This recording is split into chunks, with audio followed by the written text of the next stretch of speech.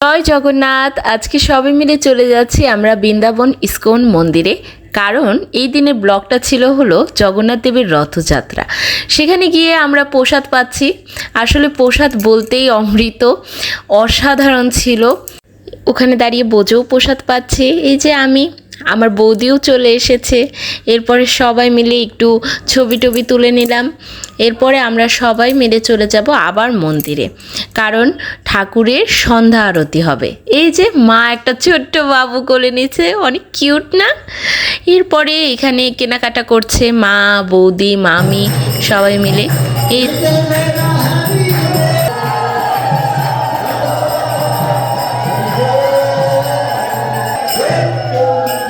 ISKCON মন্দিরে প্রভুরা এত সুন্দর করে সন্ধ্যা আরতি করে যে শুধু দেখতেই মন চায়। মনোমুগ্ধ একটা সন্ধ্যা আরতি হলো। এরপর আপনারাও একটু উপভোগ করুন।